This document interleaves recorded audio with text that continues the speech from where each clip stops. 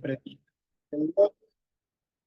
Eh, me sorprende eh, la baja asistencia que tenemos hoy, no solamente presencialmente en el aula, sino también en las conexiones del Meet. Eh, yo voy a insistir en algo que les mencioné en la clase inicial. La recomendación de toda la cátedra es que ustedes, en la medida en que esté al alcance de sus posibilidades, vengan a la clase presencial, dado que la dinámica que se genera acá es bastante más provechosa que la que tienen ustedes en la conexión del Meet, donde por lo que veo ven una pequeña miniatura del estrado del escritorio y de mi persona acá sentada. Así que, bueno, con con esos consejos, eh, damos iniciada la clase de hoy, para lo cual vamos a empezar la grabación en este modo.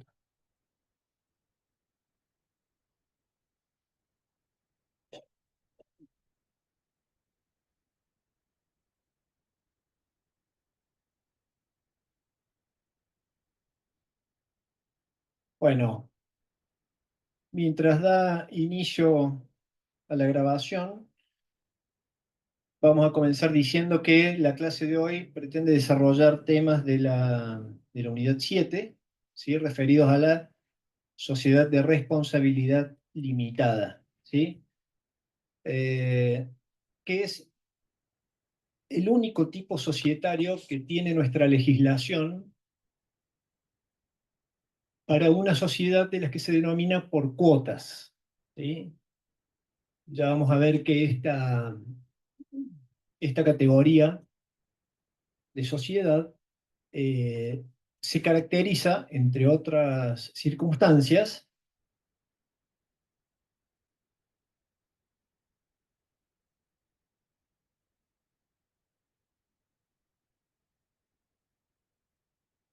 bueno, acá la pantalla me informa que debido a un problema técnico se va a quitar a Leandro David Maldonado de la reunión en cuanto se empiece a grabar y que debe tratar de unirse nuevamente a la reunión después de iniciar la grabación, señor Maldonado.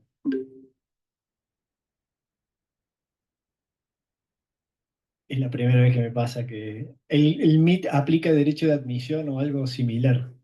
Señor Maldonado, no tengo nada que ver con eso, ¿sí? Le ruego que intente unirse apenas pueda, si es que ya no está en el MIT. A quienes están conectados a través de la videoconferencia, les ruego que por favor, cuando tengan una duda o necesiten que yo repita, aclare o amplíe algo de lo que haya dicho, directamente abran el micrófono y hablen, ¿sí? No me va a molestar la interrupción. Lo hacemos más dinámico de esa manera, porque si no tengo que estar prestando atención a la pantalla y a ver si levantan la mano, escriben en el chat o no sé qué cosa. Este, Bueno, profe. Gracias.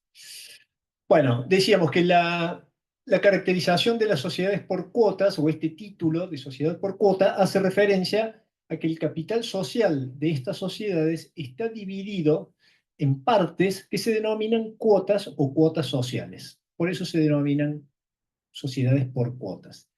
Y la SRL, la Sociedad de Responsabilidad Limitada, es el único tipo social de nuestro sistema en donde el capital se haya dividido en cuotas sociales.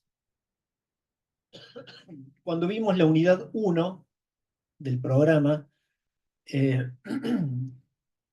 analizamos la clasificación de las sociedades o de los distintos tipos sociales y mencionamos que estas sociedades se encuentran en una situación o estadio intermedio entre las sociedades personalistas, ¿sí? Que ustedes han analizado en la unidad anterior, la unidad 6, que son la sociedad colectiva, la sociedad en comandita simple, la sociedad de capital e industria. Eh, Y el punto intermedio es entre estas sociedades personalistas y las sociedades por acciones o, más específicamente, la sociedad anónima. ¿Qué es el tipo societario que nuestro legislador previó para la gran sociedad de inversión, ¿sí? O la típica sociedad de capital. Eh, Esta conceptualización de la SRL como una sociedad mixta entre estas dos categorías pretende resaltar que en la estructura que le da la ley conviven algunas características propias de las sociedades de tipo personalista, es decir, que en la SRL existen normas que están sancionadas en atención a la relevancia que tienen los aspectos, los vínculos personales entre los socios. Y de otro costado, en la SRL existen también elementos o características que son propias de las sociedades de capital.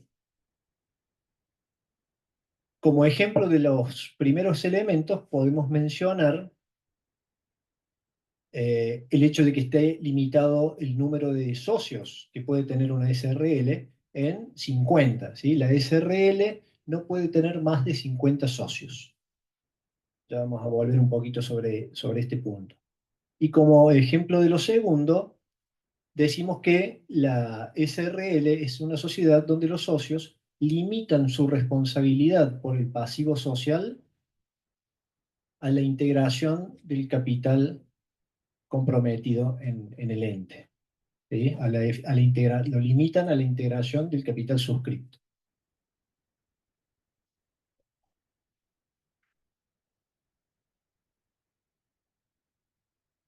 La SRL no estuvo prevista en el texto originario del viejo Código de Comercio, ¿sí? Que rigió en nuestro país desde el último tercio del siglo XIX, el Código de Vélez Sarsfield y Acevedo. De hecho, sociedades las sociedades europeas que más se aproximan a este fenómeno de la SRL nacieron o fueron legisladas a partir del año 1870 en adelante, motivo por el cual a nuestro país recién fueron incorporadas por una vieja ley de la década del 30, sancionada en la presidencia de Castillo, que fue la ley 11.645. Esa fue la primera regulación que nuestro sistema tuvo de la sociedad de responsabilidad limitada. En el año 1972, con la sanción de la ley 19.550, en su versión original, claro, eh, se resolvió mantener el tipo SRL que había tenido una amplia aceptación en el uso que le daban los empresarios al tipo y se mantuvo a partir del artículo 146 la regulación de esta figura, si bien con algunos cambios que, que marcaron profundas diferencias y que fueron incorporados con posterioridad en la década del 80 con la ley 22.903.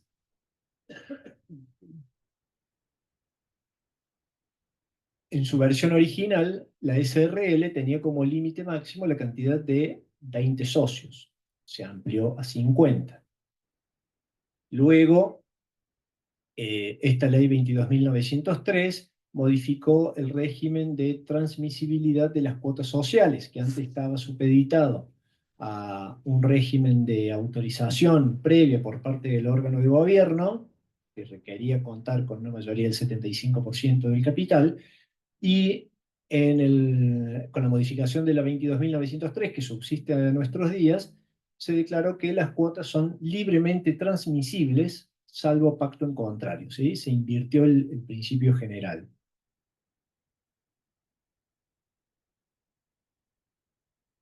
Para la SRL, sí, las cuotas sociales son libremente transmisibles, salvo pacto en contrario, ya vamos a ver las normas pertinentes.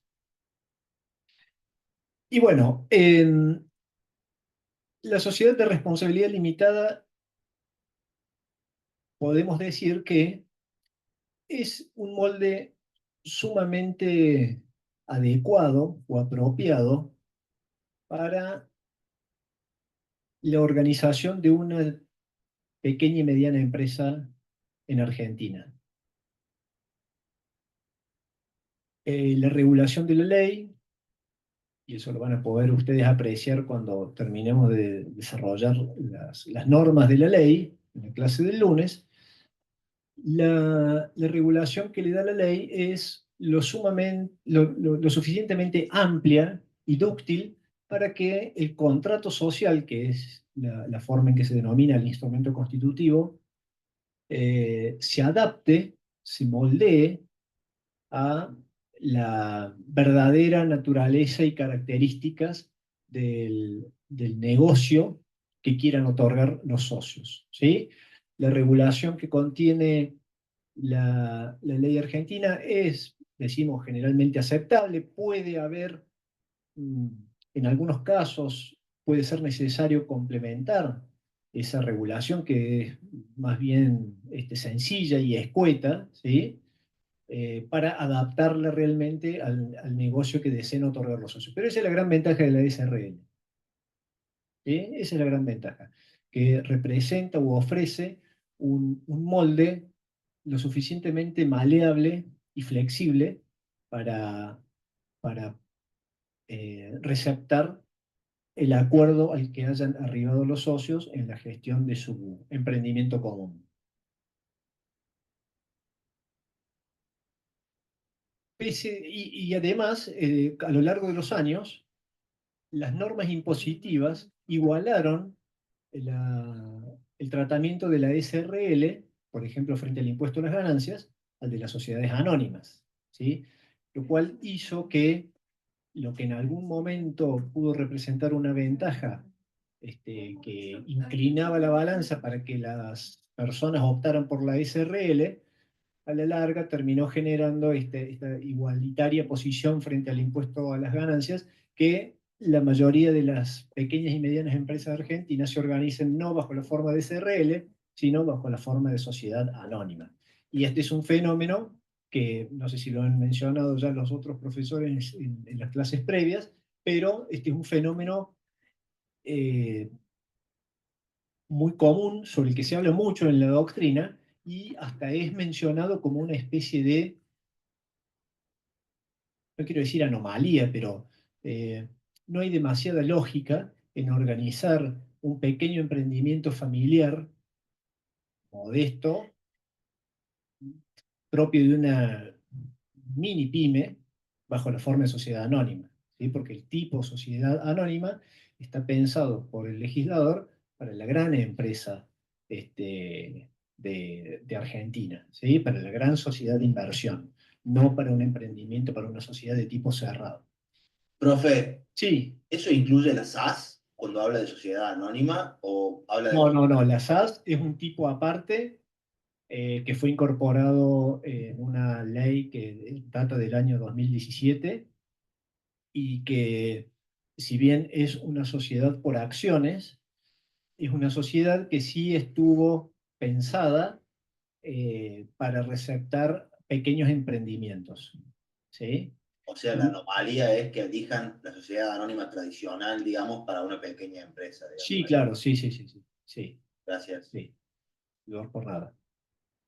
Perdón, vuelvo a decir que la expresión anomalía tiene un alto componente de figurativo, ¿sí? Sí, entre No es comillas, que digamos. sea anómalo que una familia haya organizado su sociedad bajo la forma, una sociedad entre esposos que se dedica a un emprendimiento, no sé, cualquiera, al rubro, no sé, ferretería, que se haya constituido bajo la forma de sociedad anónima. No hay nada contrario a la ley. Lo que estoy diciendo es que en ese caso el ropaje jurídico de la empresa pareciera ser demasiado grande, ¿sí? Como Sí, se para entiende. el tamaño de ese emprendimiento, que quizás bajo otras condiciones o circunstancias se hubiera organizado tranquilamente bajo el formato de una SRL. De hecho, la SAS, y esto lo van a ver más adelante cuando vean la bolilla pertinente, eh, la bolilla 11, eh, van a ver que la ley de SAS eh, permite o tiene un grado de flexibilidad muy similar a la de las normas de la ley de sociedades para la SRL, en cuanto a la organización y funcionamiento de, por ejemplo, el órgano de administración, o la posibilidad que comparten tanto la SRL como la SAS de designar al administrador de la sociedad por tiempo indeterminado, cosa que no se puede hacer en la sociedad anónima, ¿sí? Donde el estatuto debe fijar el plazo de duración del mandato, que no puede exceder de 3 ejercicios. ¿Sí?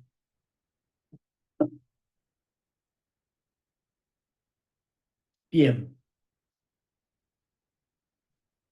Bueno, esperen, ya vamos a llegar al punto de denominación, pero no, no hay razón social. ¿Sí? Aunque incluya el nombre de uno o algunos de los socios, no hay razón social. Hay solo denominación. Nuestra ley no define a la SRL, sino que simplemente se limita a brindar una caracterización a partir de 3 circunstancias y vamos a proceder a leer la norma directamente, que es el artículo 146. Nuestra ley dice que, respecto a la SRL, ¿no? Sección cuarta del capítulo segundo, el capital se divide en cuotas. Primera nota distintiva o elemento caracterizante, que en el lenguaje técnico de nuestra asignatura significa que tenemos un primer elemento esencial tipificante, el capital dividido en cuotas. Esas cuotas tienen que ser de 10 pesos o sus múltiplos,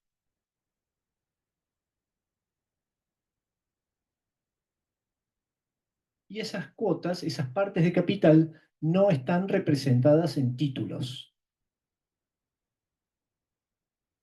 Sin embargo, pese a que las partes de capital no están representadas en títulos, la, la distribución de las cuotas entre los socios, obra registrada en el registro público, obra inscripta en el registro público, y la cesión de cuotas, en tanto implica modificación del contrato social, debe ser objeto de publicación por un día, artículo 10, y de inscripción en el registro público.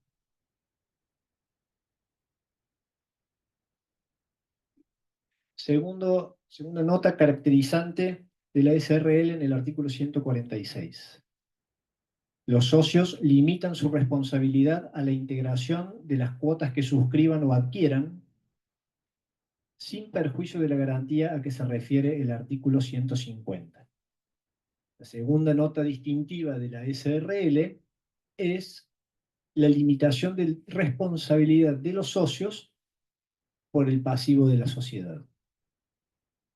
A diferencia de lo que ocurre en las sociedades personalistas, en donde el socio colectivo asume una responsabilidad ¿de qué tipo? Ilimitada. Ilimitada, Solidaria y subsidiaria. solidaria y subsidiaria. Aquí los socios limitan su responsabilidad por el pasivo social a la integración de los aportes que suscriban o adquieran, sin perjuicio, dice, de la garantía a que se refiere el artículo 150. Es una garantía solidaria de todos los socios por la efectiva integración de los aportes comprometidos, es decir, que todos los socios garantizan que los demás socios integren efectivamente el capital que se comprometieron a integrar, y a su vez, el 150 también prevé o incluye la garantía por sobrevaluación de los aportes en especie, conforme ustedes ya han visto en el artículo 51 de la ley. Garantía que se extingue en el caso de valuación pericial de esos aportes en especie. Y el tercer elemento que caracteriza la SRL está mencionado por el segundo párrafo de este artículo 146, el número de socios no excederá de 50. ¿Sí? La SRL no puede tener más de 50 socios.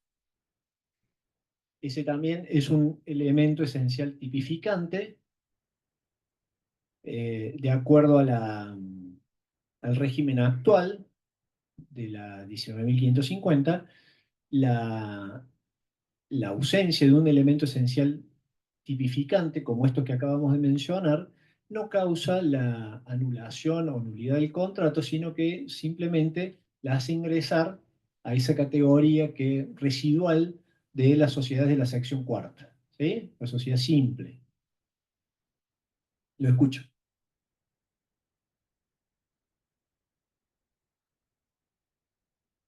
Bueno, lo que se buscó, en realidad la exposición de motivos de la ley 22.903, que fue la que amplió de 20 a 50, no fundamentó la razón por la cual lo fijaba en 50. Se entiende que el límite está pensado para que la SRL no fuera mal usada como una sociedad anónima, ¿sí? O receptora de una innumerable cantidad de aportes de personas desconocidas, ¿sí? No porque se exige el conocimiento directo de los socios, sino porque, como le decía, la SRL representa un tipo mixto en donde conviven elementos propios de las sociedades personalistas, es decir, donde el componente personal tiene relevancia en las relaciones intrasocietarias, y conviven también elementos de la gran sociedad más impersonal, como es la limitación de responsabilidad de la anónima, propia de la anónima. Entonces, no hay un fundamento que se haya expuesto en torno a eso, pero se entiende que esa es la razón, ¿sí? Evitar que una gran participación de socios torne impersonales a los vínculos, ¿sí?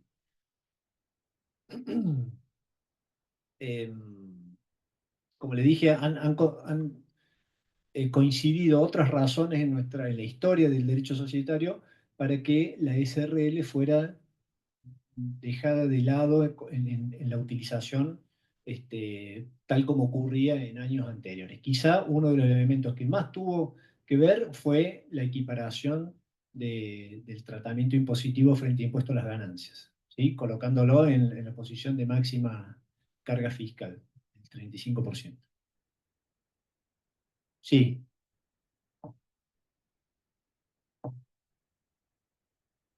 Y en la sociedad anónima uno también puede hablar de affectio societatis. Lo que pasa es que a uno, cuando uno escucha la expresión affectio societatis, tiende a hacer una traducción un poco literal de la palabra affectio como afecto, ¿sí? Como un vínculo sentimental que une emocionalmente a los socios. Y nosotros, el affectio societatis no es un elemento eh, que expresamente sancione la ley, ni siquiera para los tipos personalistas. La ley no dice se tienen que querer. Lo que intenta o lo que se intenta destacar con la alusión a la affectio societatis es que en todos los tipos sociales, tanto en los personalistas, en los mixtos como la SRL, e incluso en las sociedades anónimas cerradas, que son muy comunes en nuestro medio, es indispensable un mínimo de voluntad en la gestión común de los asuntos de la sociedad. Si una sociedad anónima, con un superestatuto diseñado hasta el más mínimo detalle, con un reglamento súper estricto, con un montón de burocracia interna, en una sociedad de dos socios, los socios no se soportan, no conviven estar en el mismo galpón de 10.000 metros cuadrados, la sociedad esa está condenada a la disolución, no por falta de affectio societatis, sino por imposibilidad sobreviniente de lograr el objeto o de realizar el objeto social. Artículo 94, perdón, ahora no me voy a acordar, 2 o 3. ¿Sí? Lo que impide no es que no se quieran, es que no pueden trabajar juntos. ¿sí? No pueden coincidir en esa mínima voluntariedad para llevar adelante en común las actividades propias de la gestión societaria, sea en el órgano de administración, sea en el órgano de gobierno, donde sea. En ese sentido, en la SRL sí podemos hablar de afección societaria. Si se necesita esa voluntad común de emprender en el seno de la sociedad, cumpliendo las reglas y las pautas que se hayan establecido en el contrato. Bueno, dicho así, sí. Sí, sí, sí, sí. Aunque se detesten, ¿sí? Y muchas sociedades subsisten así. Socios o administradores que se detestan, pero que admiten que para que la sociedad siga existiendo y siga creciendo y avanzando, es necesario un mínimo de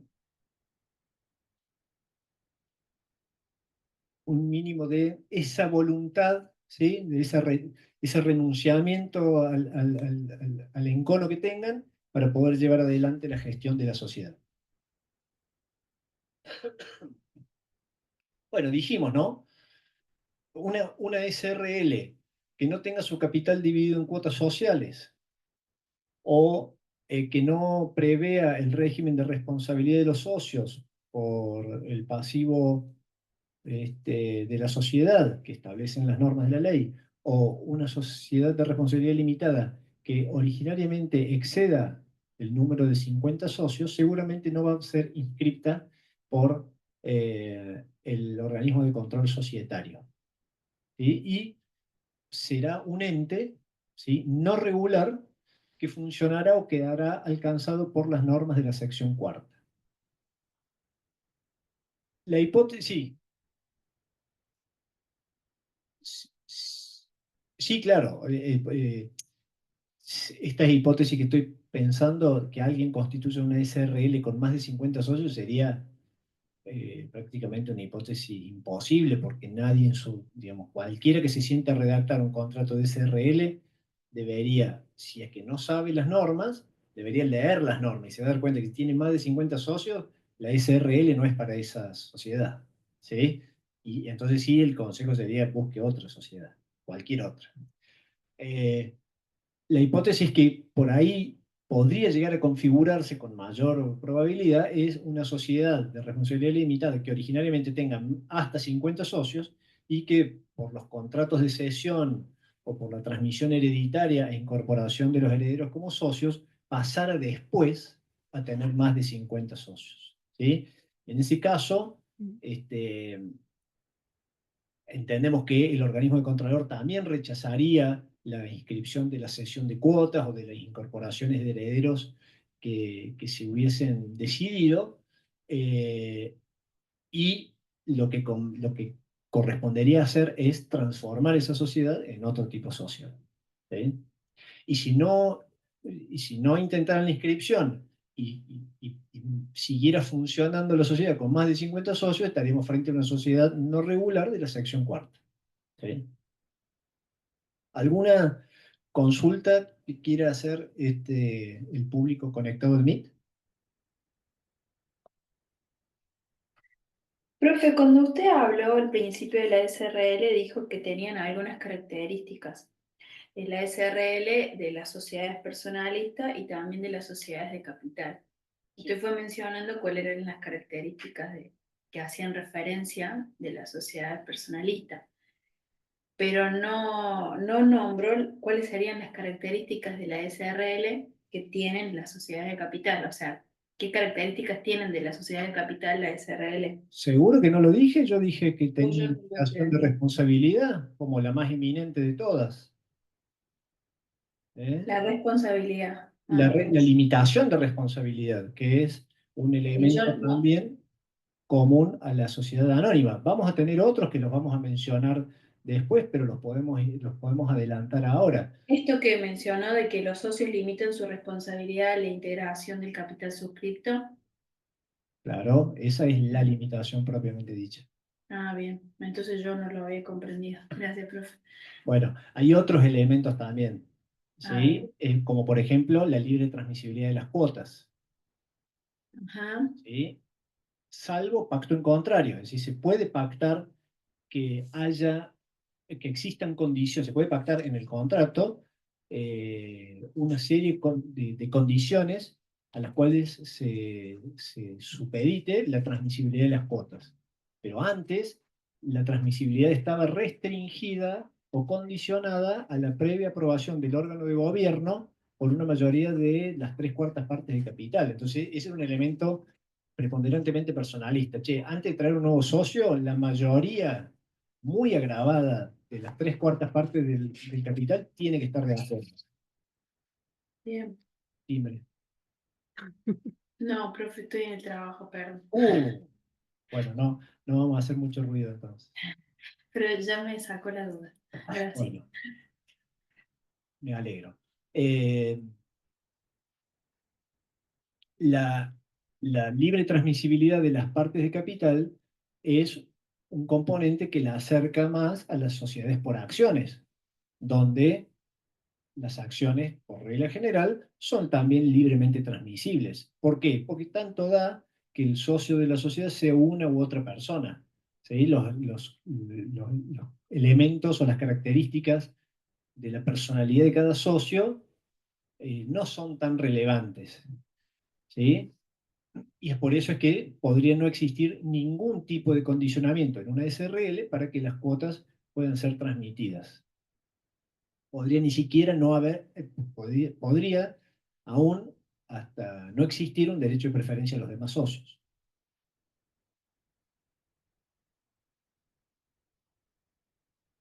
Claro, podrían ser de libre transmisibilidad, sin ningún... Sin ningún tipo de condicionamiento.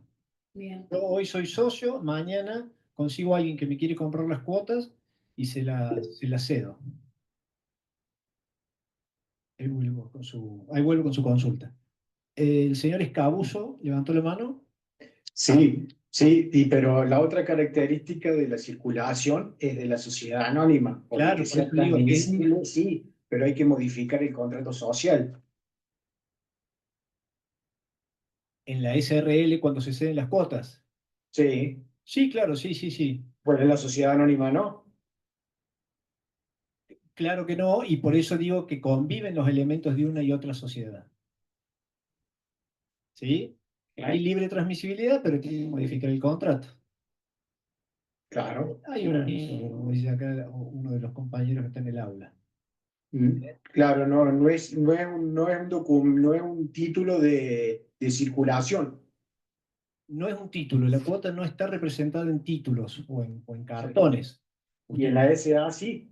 En la SA, las acciones pueden estar representadas en títulos. No es indispensable, pero puede haber acciones que estén emitidas en títulos. Usted puede tener el cartón de la acción de la sociedad. Sí, pero puede circular. Sí, claro, aunque no esté en título. Sí, puede circular, en la SR no puede circular. Bueno, depende qué entienda usted por circular. Yo lo que entiendo es que si la transmisibilidad es libre, Sí, porque se tiene que escribir y hay que modificar el contrato el hecho de social. que haya que modificar el contrato no significa que haya un tope o un obstáculo a la libre circulación, porque usted ya le vendió la cuota a quien usted quiso. Lo único que queda es notificar a la sociedad que va a tener que celebrar una reunión de socios para modificar el contrato conforme a esa sesión de cuotas. Bueno, sí. ¿Sí? No sé Y si... es un mix de cosas por un lado y cosas por el otro. Claro. Profe, No, porque las cuotas no pueden ser ofrecidas, claro, pero sí pueden circular. Sí. Señorita Elías, usted levantó la mano. sí, profe, perdón, no me di cuenta que estaba hablando con otro compañero, por eso me metí sin Sí. querer. Dígame. Le hago una pregunta. La responsabilidad de los socios, usted dijo que es limitada al aporte de capital de cada uno, ¿no es A la cierto? integración de los aportes suscriptos. A la integración de los aportes Sí, claro, suscriptos. sí. Ahora, si uno de los socios se compromete a hacer cierta integración y no la cumple, ¿Los otros socios son responsables? Y ya vamos a volver puntualmente sobre esa hipótesis, pero sí, los saldos, no tengo problema en adelantar la respuesta. Los saldos pendientes de integración, los saldos de la suscripción de capital que estén pendientes de integración son un crédito de la sociedad. ¿Sí? Sí, Y la sociedad tiene derecho a promover las acciones extrajudiciales y judiciales pertinentes para lograr el cumplimiento del contrato de suscripción. pero contra el socio que no cumplió. Contra el socio moroso, y ya hemos visto las consecuencias de la mora en el aporte Sí, en la unidad 3, ¿no es cierto? sí, sí. Ahora bien, además de eso, frente a los terceros, todos los socios prestan una garantía solidaria por la efectiva integración de los aportes. Perfecto. ¿Eh? Sí, Ese es el contrapeso que la ley fija para decirle a los socios, oiga, ¿usted quiere limitar su responsabilidad por el pasivo que contraiga la sociedad? Muy bien, sepan que hasta que el capital esté íntegramente incorporado, es decir, hasta que los contratos de suscripción que cada uno celebró al momento de constituir la sociedad, hasta que esos aportes estén totalmente integrados, todos responden solidariamente por la integración de los aportes de los demás. Eso es en garantía de los derechos de los terceros. perfecto. Muchas gracias, profe. Necesito más vocabulario o capaz de estudiar un poco más. Bueno, no se sienta culpable. A más lectura de la buena bibliografía va a ir solo el proceso ese trámite. Gracias, profe. Acá tenía alguien que me preguntaba, ¿era usted? Pero me mezcló, no, que usted un socio va y pide un préstamo y no sé qué cosa.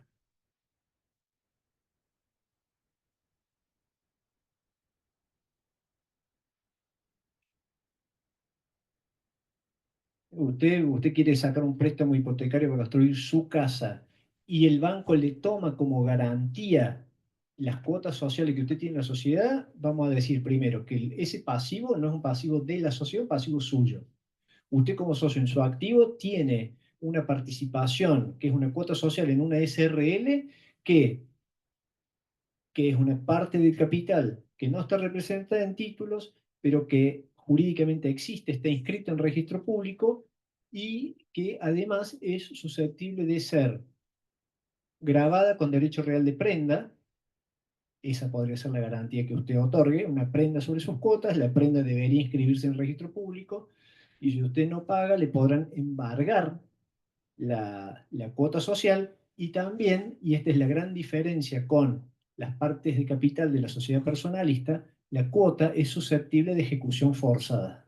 Es decir, se puede rematar. Si se puede transmitir y ceder, las partes de interés también se pueden ceder, requieren el acuerdo unánime de los demás socios, pero no se pueden subastar. ¿Sí? La parte de capital se puede embargar, pero no se puede subastar.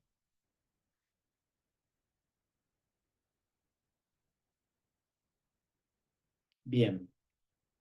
Podemos avanzar. Quisiera avanzar. No, pero no me va a hacer sentir culpa. Ya ahora no, le voy a decir, hágame la. ¿Qué es?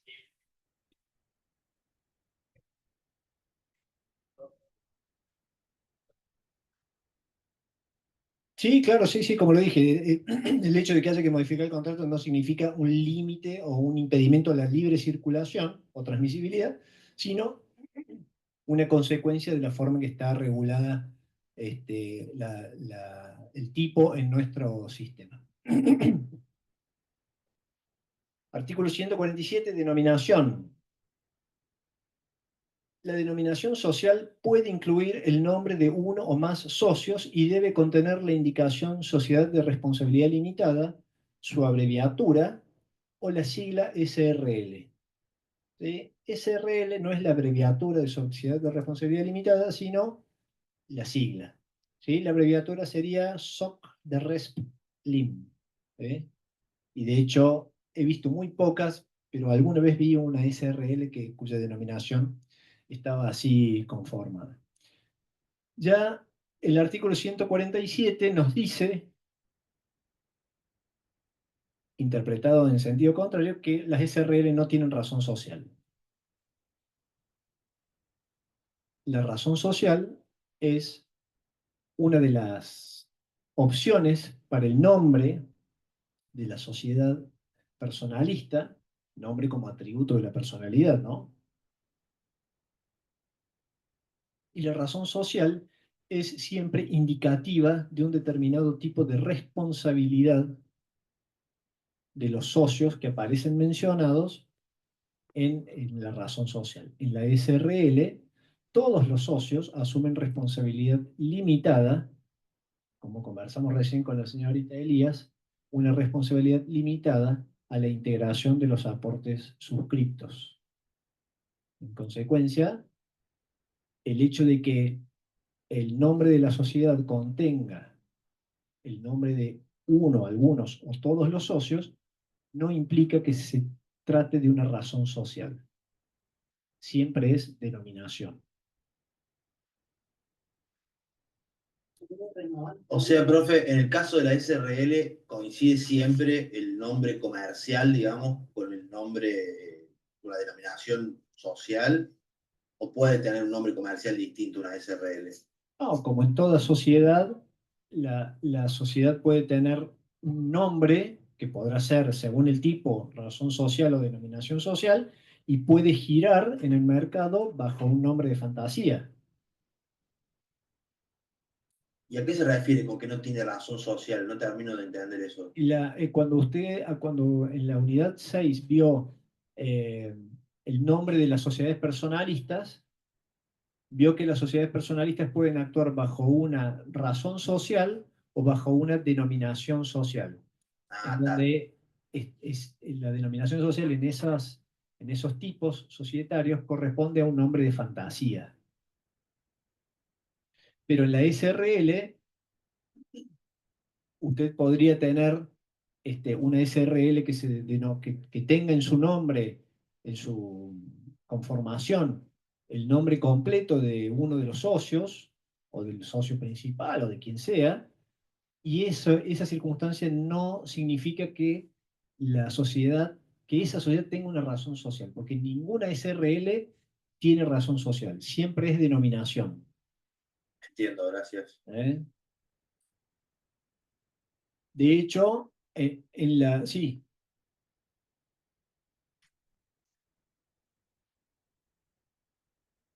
pueden o no tener.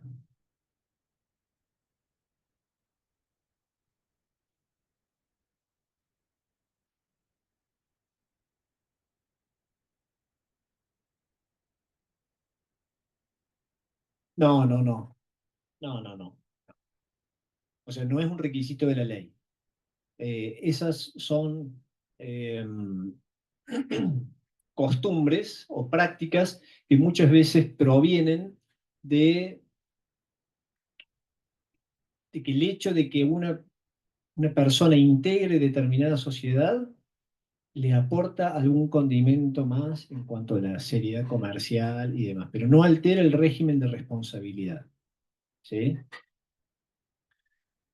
Iba a mencionarles que en la doctrina van a leer eh, la opinión de los autores cuando una SRL cuya denominación social incluye el nombre de uno o, o más de sus socios, ¿qué pasa cuando ese socio deja de integrar la sociedad?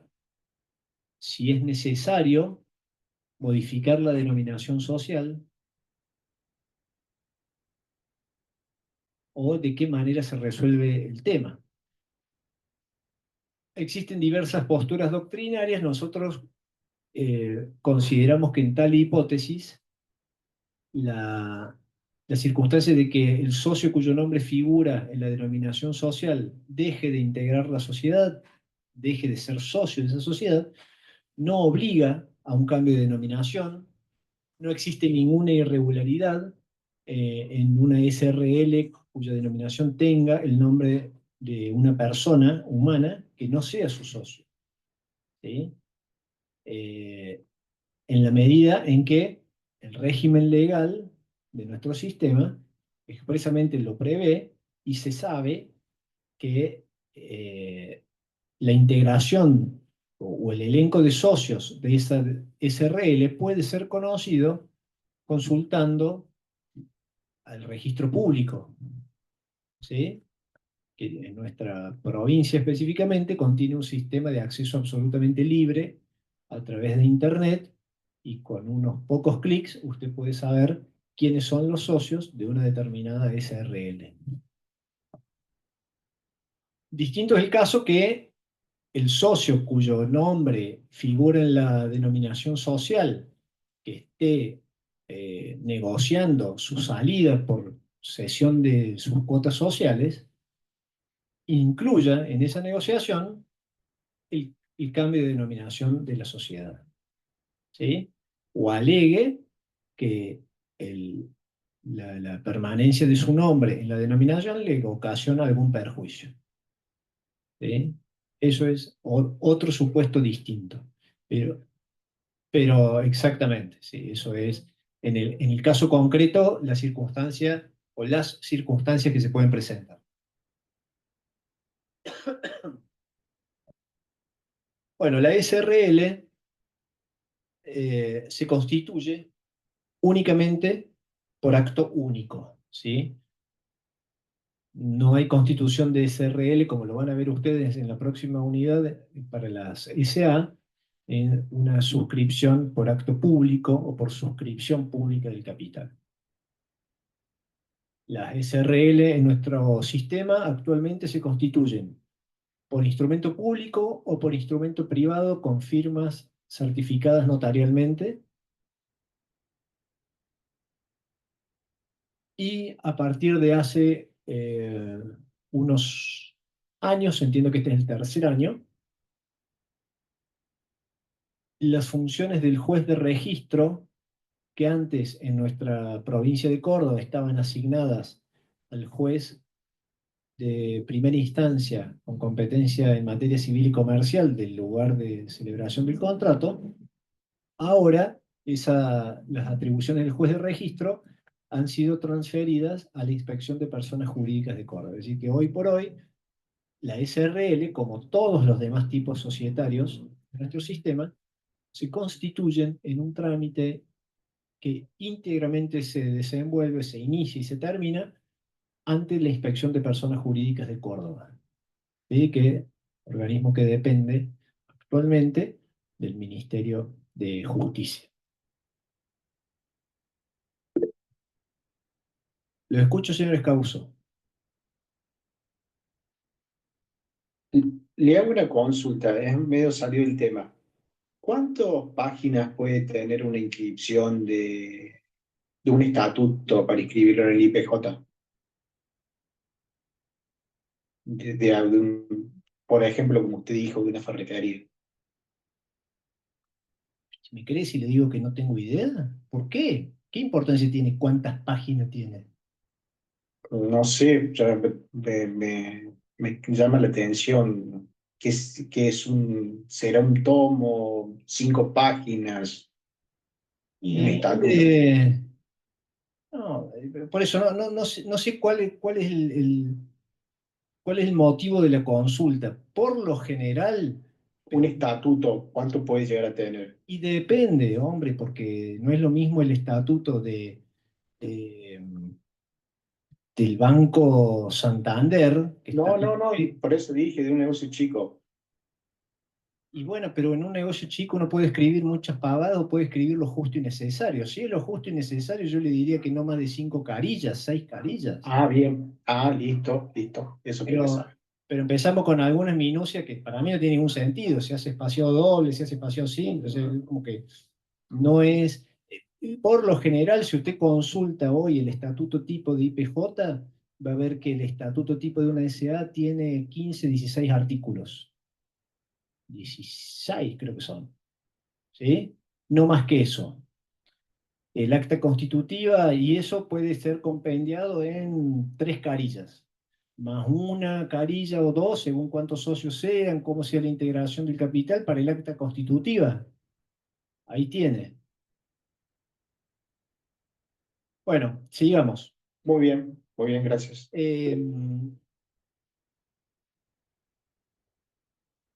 Decíamos que la Constitución es por acto único, esto implica instrumento público o privado con firmas certificadas y el trámite de inscripción íntegramente realizado ante la inspección de personas jurídicas que, en caso de considerar cumplidos los requisitos de ley, artículos 5, 6, 11, etcétera, ordenará la inscripción de esa constitución en el registro público, que es un organismo que actualmente en nuestra jurisdicción provincial depende también de la inspección de personas jurídicas.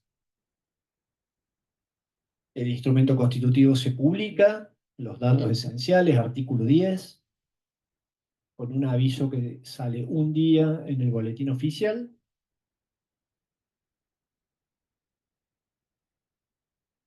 Y demás.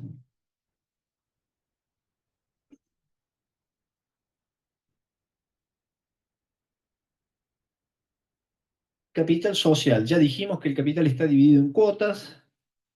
El artículo 148 establece que las cuotas sociales tendrán igual valor el que será de pesos 10 o sus múltiplos.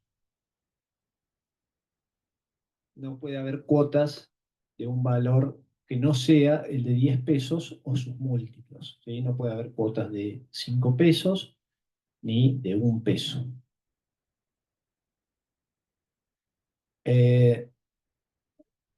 La cuota social es la porción mínima en que se divide el capital social de una SRL. Y la suscripción de una cuota social en el instrumento constitutivo o en un contrato de cesión posterior le otorga al suscriptor o al adquirente el estatus de socio de la sociedad.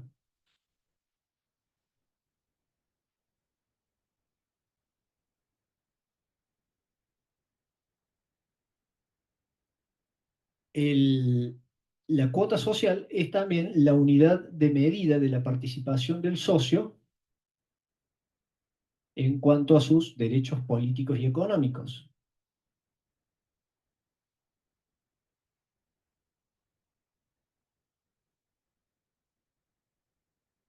Dijimos que no se representan en títulos, no obstante lo cual, nunca se representan en títulos, no obstante lo cual, son susceptibles de inscripción registral, tanto al momento de la constitución de la sociedad como de una sesión posterior. Son también susceptibles de ser grabadas con derechos reales, embargadas y eventualmente sujetas a ejecución forzada en el marco de una subasta, ¿sí?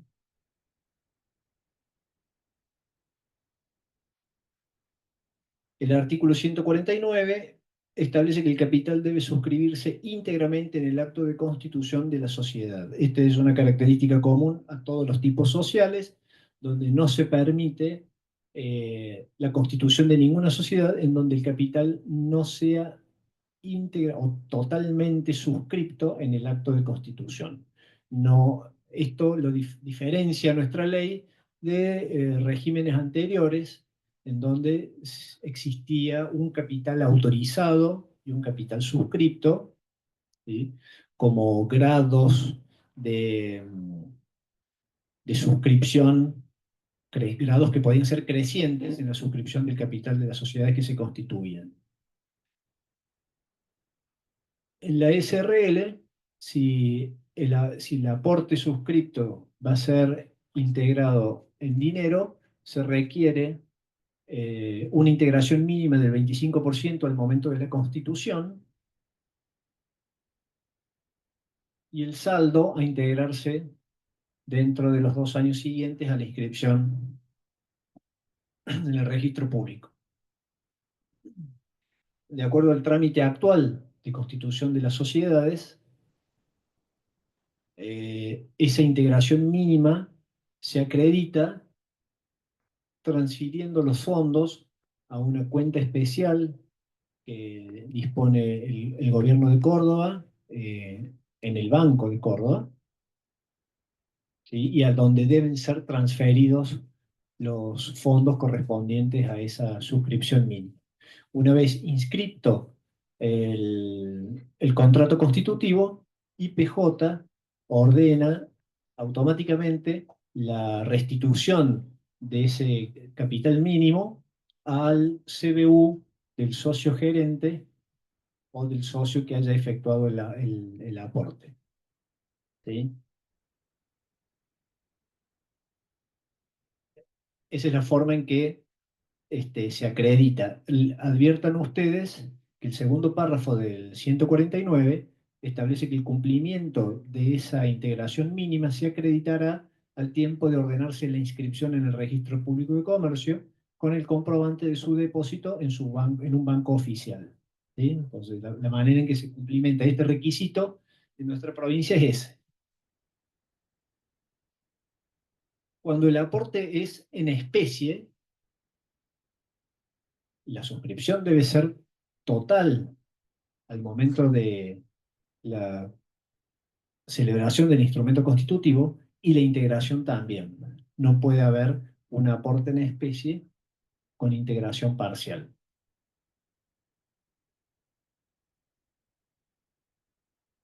El tercer párrafo del 149 establece que el valor de los aportes en especie se justificará conforme al artículo 51. Si los socios optan por realizar evaluación por pericia judicial, cesa la responsabilidad por la evaluación que les impone el artículo 150. En nuestro sistema, los aportes en especie se acreditan ante el organismo de Contralor mediante un inventario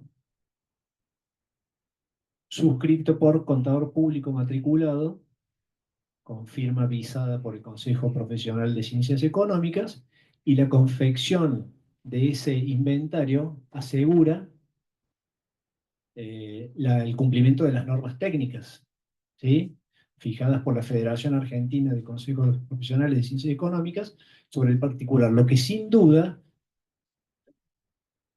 no configura una evaluación pericial del aporte en especie que extinga la responsabilidad por sobrevaluación del artículo 51, pero que sí asegura a los terceros un mínimo de seriedad y de confiabilidad en los valores expresados, que no es total, ni atribuye tampoco, ni exime de responsabilidad a los socios, ni mucho menos atribuye.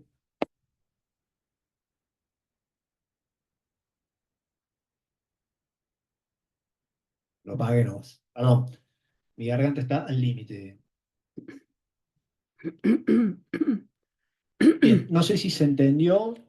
Los pocos que conserven sus tímpanos sanos después del golpe que le di el micrófono, en el Meet que me avisen. No sé si fui claro en la explicación, si se alcanzó a escuchar todo. Sí, Es profe. necesario que repita algo. No, se entendió. Y se ¿Estamos escucha. bien? Sí. Sí. Bueno, no hablen fuerte, hay que están durmiendo acá.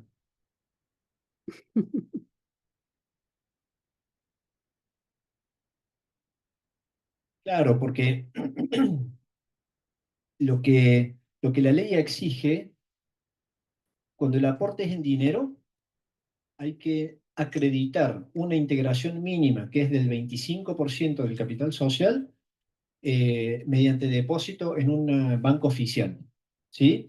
Entonces, eh, las normas de IPJ, que la verdad es que funcionan muy bien en ese punto, es que existe una cuenta en el Banco de Córdoba, que es del gobierno de la provincia, a donde la sociedad en trámite de inscripción de su constitución transfiere el 25% del capital. La acreditación de los fondos en esa cuenta oficial produce la comprobación de que está integrado el capital mínimo. Y con eso, IPJ manda a inscribir el contrato, si es que lo demás está bien, por supuesto. Y una vez que está inscrito el contrato, ese capital mínimo no es de la provincia, ni es de IPJ, ni existe razón para que la provincia lo siga reteniendo, entonces lo devuelve. Y lo devuelve se consignan dos CBUs, uno del socio gerente, de quien ostente la representación, y otro del socio aportante, para que en su caso, si uno de los dos CBUs no funciona, haya alternativa para devolver el dinero. ¿Sí? Hay que hacer el inventario, sí que tiene que estar firmado por un contador público matriculado y visado por el Consejo. Y con eso se acredita la efectiva integración de los aportes en especie, integración que tiene que ser por el 100% de el capital suscripto en especie, porque uno puede hacer una SRL que tenga una parte del capital suscripto en efectivo y otra parte en bienes. Parte en efectivo hay que acreditar el 25% del efectivo. Y por la parte en bienes, el 100% de los bienes. ¿Sí? Con el inventario correspondiente. A diferencia de lo que ocurre, y acá volvemos a los componentes entre las sociedades personalistas y las sociedades por acciones, que decíamos al principio. A diferencia de lo que ocurre con la sociedad anónima y con las SAS, la SRL no exige un capital mínimo. No existe capital mínimo para la SRL. Sí para la sociedad anónima, lo van a ver en la bolilla 8, 30 millones de pesos, capital mínimo. Y sí para la SAS, el equivalente a 2 salarios mínimos vitales y móviles. ¿Sí? Que es una cifra que periódicamente se va actualizando.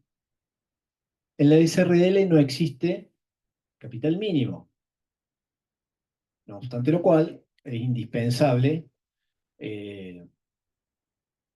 mencionar un tema sobre el cual la doctrina ha debatido muchísimo, que es el de la razonabilidad o proporcionalidad entre el capital social y el objeto.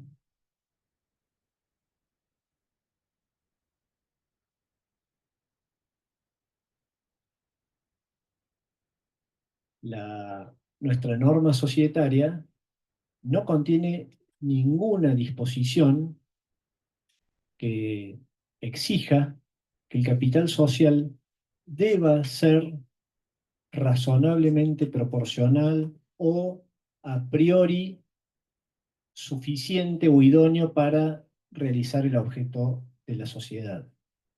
Con lo cual, teóricamente, no sé si se han hablado de esto en otras clases, ¿no?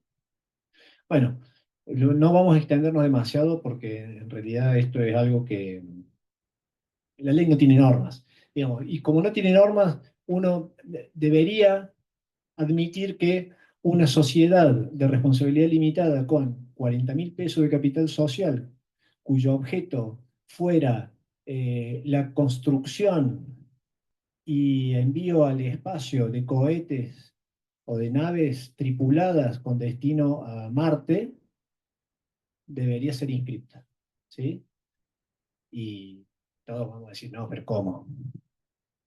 Con esa plata no alcanza a comprar una caja de tornillos para el primer prototipo, que seguramente se va a estallar a poco de despegar y se acabó el proyecto. Bueno, la ley tampoco contiene normas que le permitan al organismo de contralor solicitar o exigir la presentación de ningún plan de negocios para la sociedad que se presenta en la inscripción.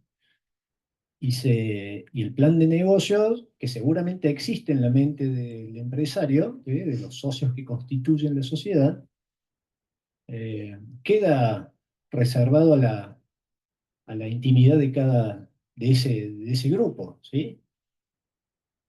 Y esto sin duda puede representar un problema cuando uno analiza otro fenómeno que sí podemos catalogar de patología del sistema societario argentino, que es la muy común y recurrente infrapatrimonialización de la sociedad, es decir, sociedades que tienen un patrimonio absolutamente exiguo o insuficiente para afrontar los pasivos que contrae esa sociedad y que en consecuencia operan con un elevadísimo riesgo de insolvencia latente o ya desencadenada,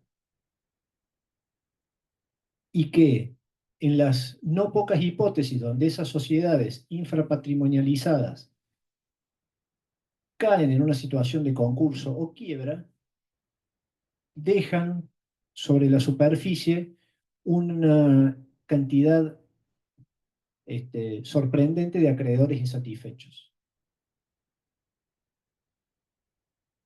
Y esta es una cuestión que nos suele, a los que nos dedicamos a estos temas, tanto desde el punto de vista del derecho societario como del derecho concursal, nos apasiona. Pero llama a que reflexionemos en base a muchos otros fenómenos que son satelitales a estas cuestiones, como por ejemplo, ¿por qué un acreedor iba a otorgar una línea de financiación tan amplia a un deudor que sabía que tenía una muy débil situación patrimonial, no solamente una situación financiera débil, sino también una posición económica, ¿sí? Sumamente débil? Y pese a eso, le dio el crédito. ¿Qué esperaban? ¿Magia? ¿Un milagro? ¿Sí? Soplaba un viento cruzado y la sociedad se quedaba en estado de cesación de pagos automáticamente, y de ahí a la liquidación por quiebra y a la insatisfacción de todos los acreedores. Pero bueno, volvemos al punto.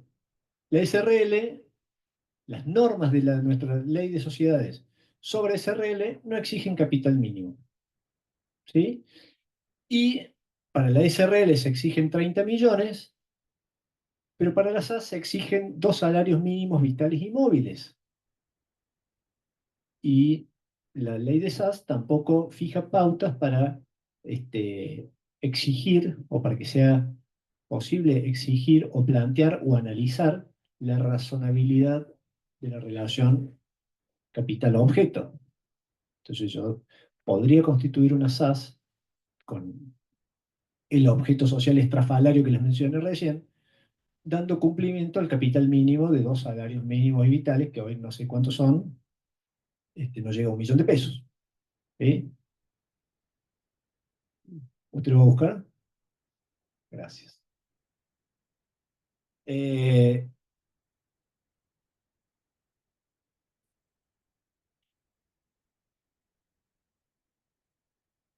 sí.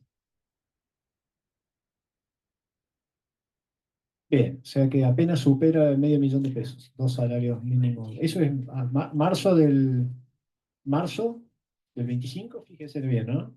Me parece que lo veo medio pobre.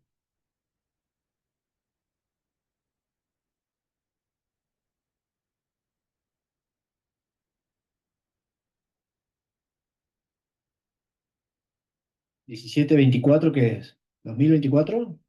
No, por eso. Bueno, por eso, pero no llegan los 2 salarios mínimos vitales y móviles, no llegan a los, perdón por no haberlo buscado antes, pero bueno, no venía, no, no me veo las manos, voy a leer la pantalla. Gracias de todos modos por la pesquisa. Ya no nos compliquemos ahora con SAS, faltan 3 bolillas para eso. Sigamos concentrados en SRL. El artículo 150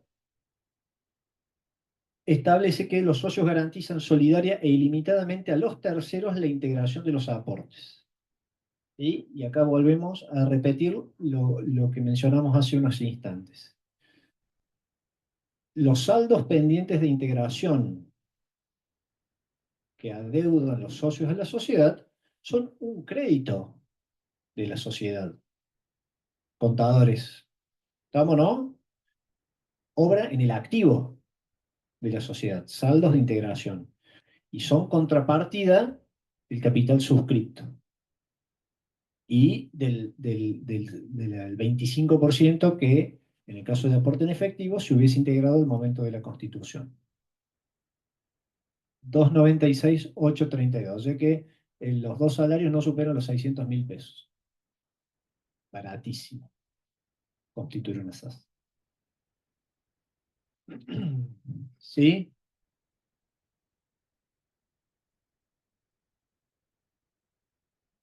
Bueno, saldos pendientes de integración. Acá una compañera consulta qué pasa si el saldo del capital suscrito no se integra en el plazo de 2 años que veíamos recién en el 149. Bueno, primero hay que ver qué plazo estableció el contrato. El contrato puede haber establecido un plazo de 3, 4, 5, 6 horas, meses o de días o lo que sea para la integración. A partir del vencimiento de ese plazo, que si no se dijo nada van a ser los 2 años que figuran en el 149, queda configurada la mora. ¿Sí? La mora es el incumplimiento culpable de una obligación jurídica que habilita al acreedor, en este caso la sociedad, a ejercer todas las acciones extrajudiciales o judiciales que estime pertinentes para lograr el cumplimiento forzado de la obligación. Entonces, ¿qué pasa? Configurada la mora, la sociedad puede exigir, puede demandar y también, si depende de que estuviera pactado, podría llegarse a la caducidad, ¿sí? de la participación de ese socio con efecto de resolución parcial, artículo 163, perdón.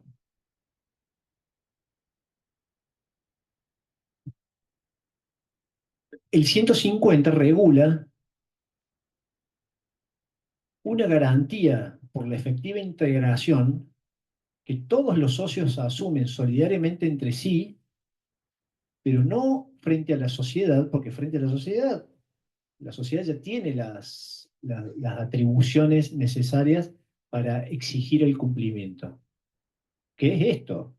Es la acreedora de los saldos, tiene derecho a obtener el cumplimiento forzado si es que hay mora. La garantía del 150 es en favor de terceros, que pueden haber contratado con una SRL cuyo capital suscripto, dato registrado en la inscripción del registro público, dijera 180 millones de pesos, ¿sí? Y resulta que estaba integrado solamente el 25% o un poco más, pero no todo. Resulta que entonces, al momento en que los acreedores quieren hacer valer sus créditos contra la sociedad no tiene en su patrimonio el respaldo completo del capital suscrito. ¿Por qué? Porque hay socios que todavía no integraron. Entonces, esta garantía del artículo 150 implica o significa que el acreedor puede exigir a cualquiera de los socios la integración de los saldos adeudados por los demás. Por eso dice el 150 que los socios garantizan solidariamente e ilimitadamente a los terceros la integración de los aportes.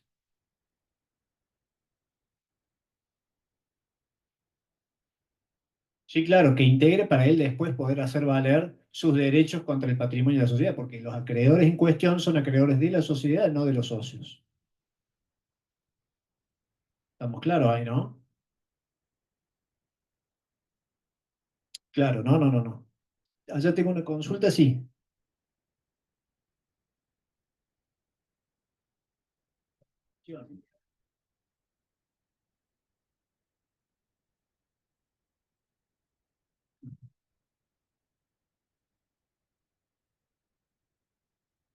Sí, claro. Sí, claro. Esta es una garantía. Acá el compañero me pregunta eh, si el socio contra quien se hizo valer la garantía por la efectiva integración de lo que los otros socios no habían integrado y cumplió con el aporte de todos, porque supongamos que era el único socio solvente y el acreedor logró que ese socio cumpliera con las integraciones debidas por todos los demás.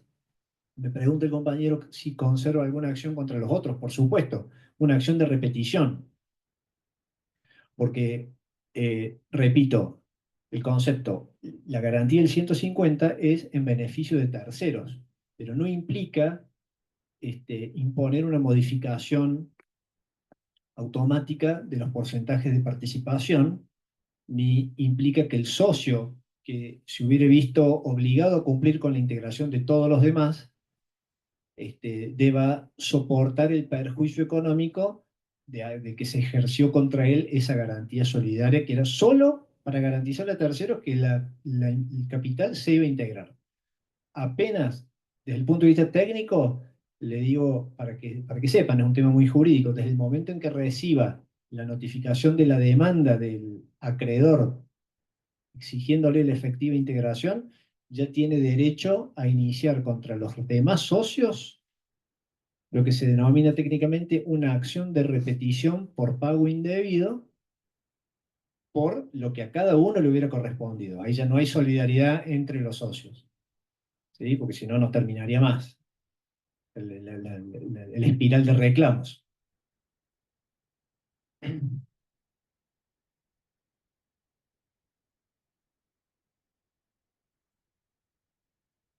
Es que en realidad en las sociedades personalistas todos los socios son solidaria e ilimitadamente responsables por los pasivos de la sociedad, aunque esa responsabilidad es subsidiaria, no directa. O sea que primero tienen que dirigir su acción contra el patrimonio de la sociedad y después recién ir contra los socios. Lo que no impide que el acreedor diga que demanda a la sociedad y a los socios por la deuda que tiene la sociedad y que irá contra los otros cuando se vea que no alcanza. Pero mientras tanto les va embargando a los socios para asegurarse el resultado. Artículo 150, segundo párrafo. Sobrevaluación de aportes en especie. La sobrevaluación de los aportes en especie al tiempo de la constitución o del aumento de capital hará solidaria e ilimitadamente responsables a los socios frente a los terceros por el plazo del artículo 51, último párrafo.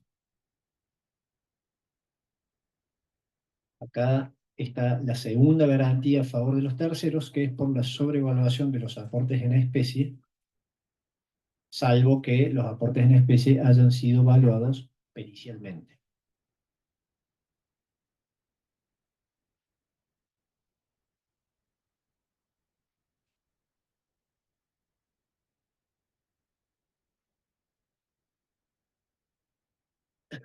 Estas garantías patrimoniales subsisten en el caso en que los socios originarios hayan cedido sus cuotas sociales en la que hubieren saldos pendientes de integración o en la que los aportes en especie estuviesen sobrevaluados.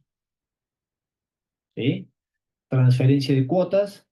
La garantía del cedente subsiste por las obligaciones sociales contraídas hasta el momento de la inscripción.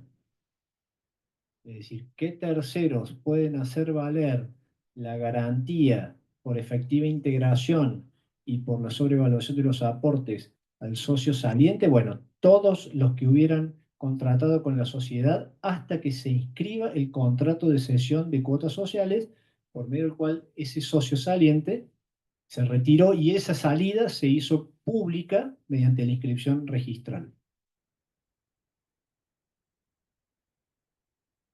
El adquirente, el cesionario de las cuotas, garantiza los aportes en los términos de los párrafos primero y segundo, sin distinciones entre obligaciones anteriores o posteriores a la fecha de la inscripción. Es decir que el cesionario de cuotas sociales de una SRL que no había sido totalmente integradas, asume la responsabilidad solidaria frente a terceros, todos los terceros acreedores de la sociedad anteriores a que él adquiriese las cuotas o posteriores, por la efectiva integración de los aportes y por la sobrevaluación.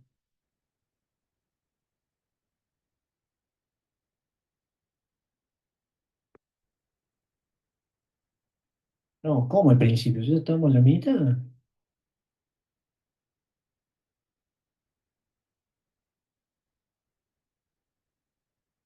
Acá parece que hay una duda. ¿Qué es la integración?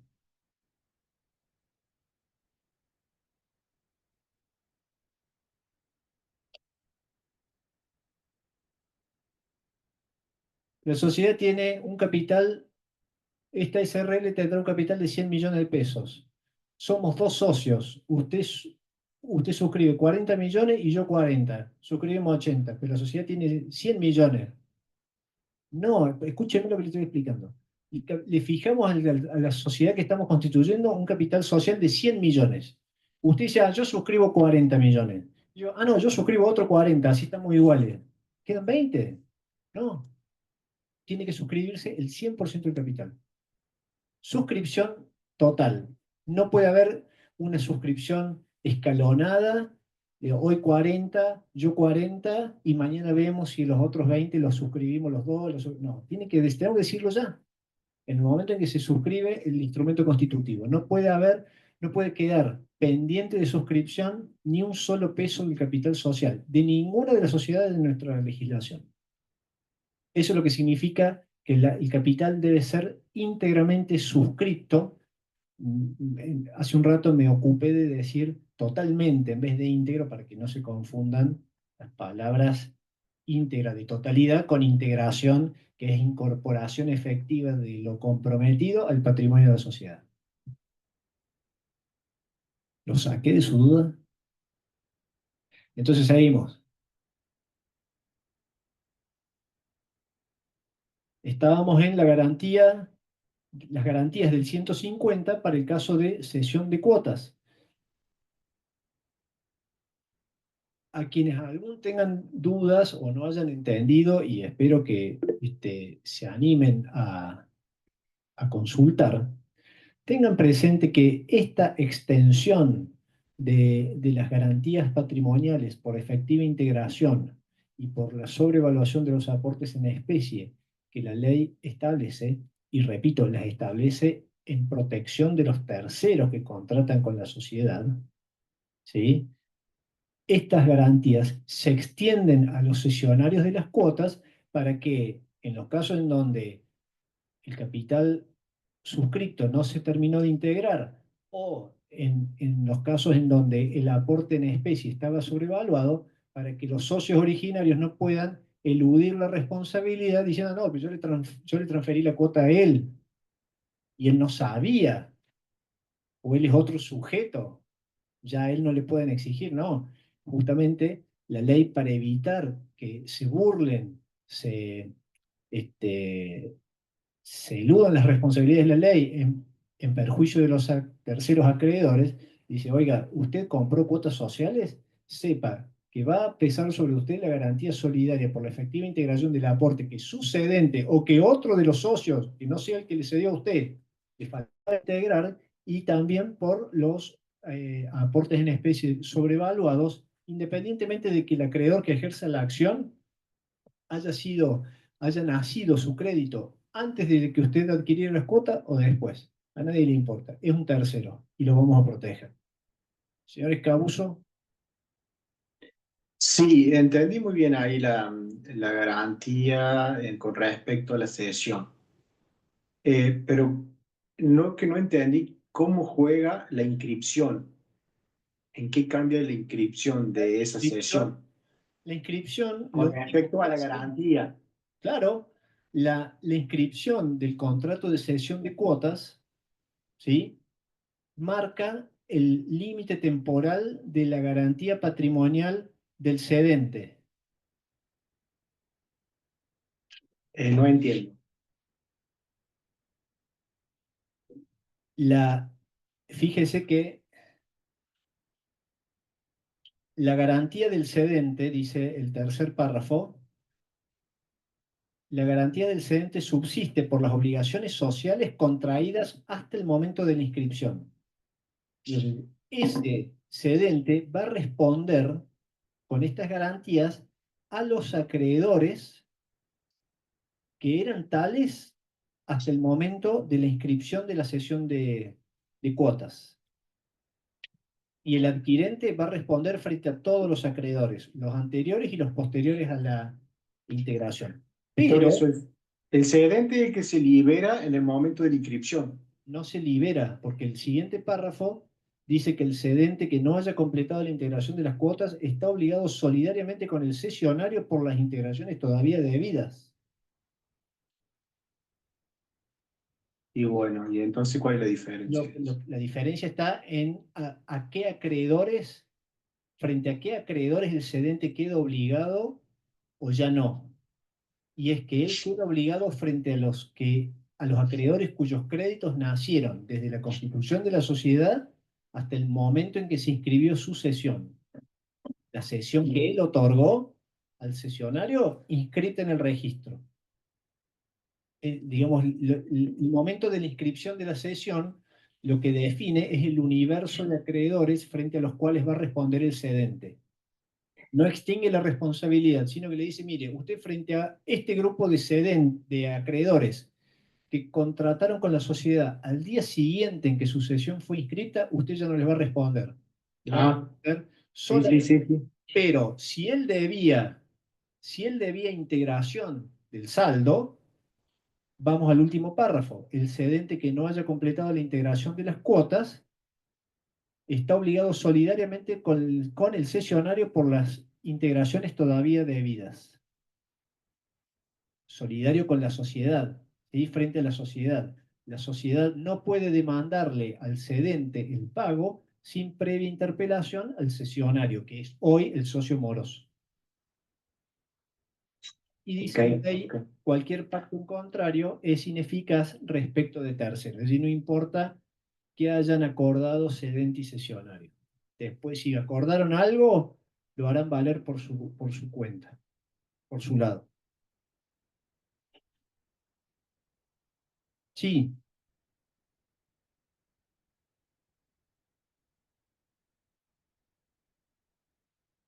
es- si el tercero es de mala fe.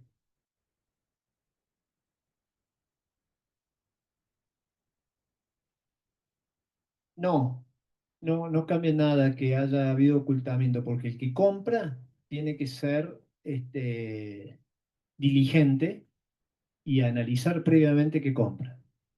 ¿Sí? ¿Qué compra?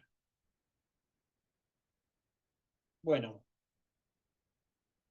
¿alguna otra duda? ¿Nada? ¿La gente que está en la videoconferencia, alguna duda? No, profe, quedó clarísimo. Bueno, Todo bien, profe. si no hay objeciones, yo propongo que cortemos aquí la clase de hoy y retomamos el lunes con los temas que quedan de esta unidad 7. Gracias, profe. ¿Están de acuerdo? Detengo la grabación. Gracias, profe. Que anden muy bien, gracias a ustedes.